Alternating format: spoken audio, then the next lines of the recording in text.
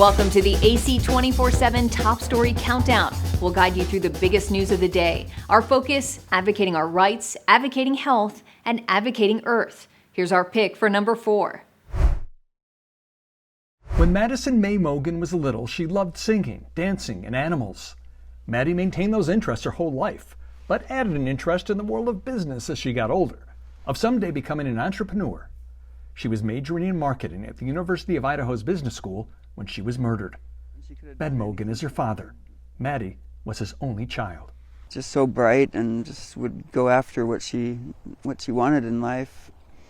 And I think she could have done anything she put her mind to. Kim Cheeley is one of Maddie's grandmothers. She was well loved, and she's gone. It's still hard to believe. This past weekend was the spring commencement at the University of Idaho. Maddie was a senior and would have been here for the graduation. But in a sense, she was here. It's sad and it's happy and it's just so many different emotions. So many different emotions. After Ben and Maddie's mother Karen were told by the university that Maddie deserved her diploma and would receive it posthumously at the graduation. So on commencement day, Maddie's family members were honored guests at the university's football stadium in Moscow, Idaho. And how you doing, Sanjay? Hey, hi, Sanjay. Finally able to put a face and name. Yeah. Hi, Sanjay. The associate dean of the business school greeting Ben, his father and stepmother, and his mother and stepfather. And also arriving as VIPs, Maddie's mother Karen and her husband Scott, and other family members and friends. Welcome to the 128th commencement of the University of Idaho. Maddie's parents and other family members were given private boxes to watch the ceremony. Now, we will present a Bachelor of Science in Business degree to the family of Madison Mae Mogen. And then the time came for the parents to accept the honor. By the virtue of the authority vested in me by the Board of Regents of the University of Idaho, I hereby confer upon Madison Mae Mogen the posthumous degree earned in testimony whereof her family will receive the diploma of the University of Idaho. Her mother and stepfather awarded Maddie's diploma. Her father receiving a duplicate. Madison Mae Mogen, a college graduate, a bachelor's degree in business, graduating cum laude. Maddie's grandfather summing up family members' feelings on this afternoon. This is just a very grateful day after all we've been through to see Maddie Mae recognized for her hard work, and I'm just very proud of her and grateful to the university for doing this. TheAdvocateChannel.com looks at the world through the lens of equality and inclusion. Subscribe, like, and share now. AC 24/7's Top Story Countdown continues with our producer's pick for number 3.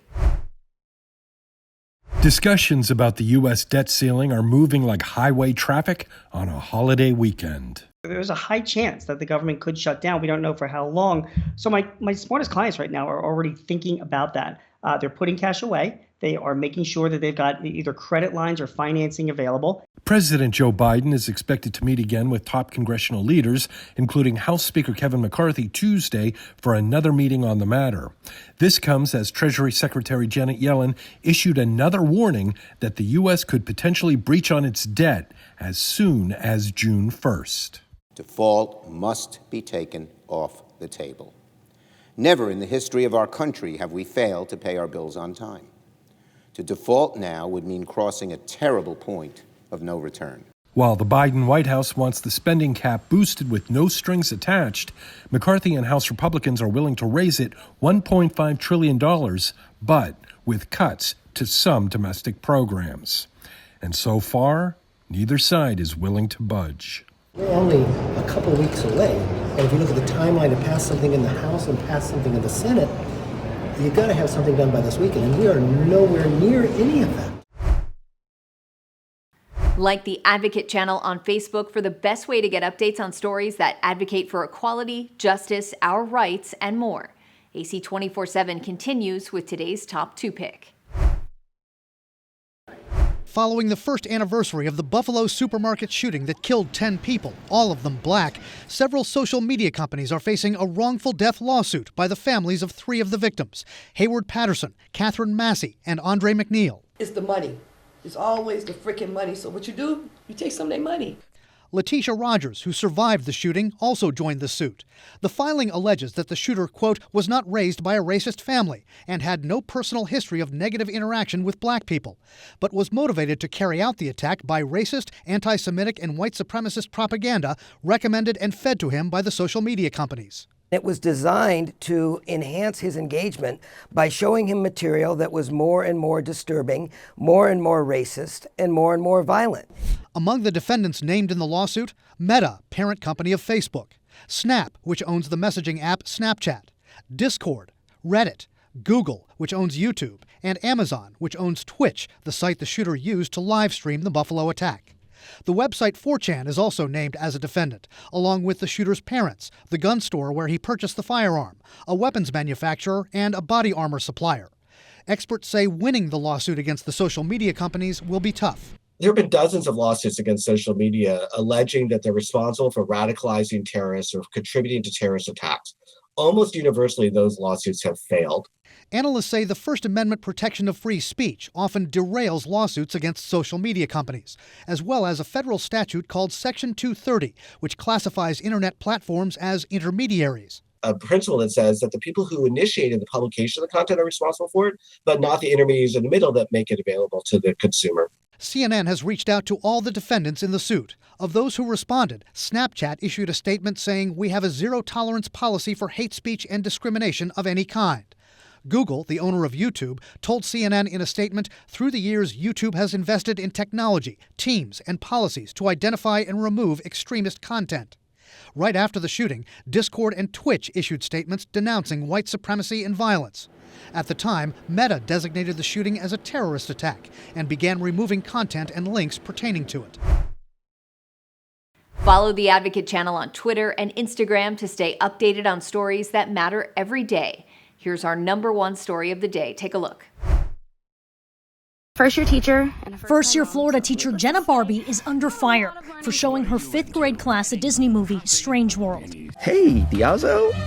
I didn't see you there. Her intent, she says, was to teach the class about the environment. The film features a family of explorers banding together to navigate the world. So I thought that was such a beautiful message to send to my kids, along with working together, chasing your dreams, compassion. Instead, it led to the ire of a school board member, Shannon Rodriguez, also a parent of one of Barbie's students.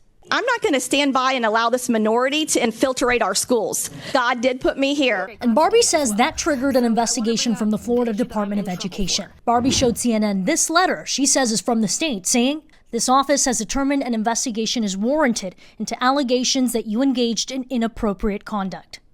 You must be Diazo. He talks about you all the time. Not all the time. Strange World features a gay character and may violate Florida's Parental Rights in Education Act, signed into law last year by Governor Ron DeSantis. The controversial bill bans certain instruction about sexual orientation and gender identity in classrooms. Hernando County Schools sent this announcement home to parents. While not the main plot of the movie, parts of the story involves a male character having and expressing feelings for another male character. In the future, this movie will not be shown. The school district confirmed to CNN the state is investigating Barbie. Rodriguez claimed Barbie broke school policy because she did not get the specific movie approved by school administration. It is not a teacher's job to impose their beliefs upon a child. Religious, sexual orientation, gender identity, any of the above. But allowing movies such as this assist teachers in opening a door, and please hear me, they assist teachers in opening a door for conversations that have no place in our classrooms. Barbie insists she did follow the rules, telling CNN every child had a previously signed permission slip from their parent, approving for PG movies to be shown in the classroom. Nobody had a process in place where individual movies got approved. Now that I had this situation happen, there's a whole process in place where you have to get every single movie approved with a letter to admin, to the parent, to back. Teachers who violate the Florida Parental Rights Bill can be suspended or have their teaching licenses revoked.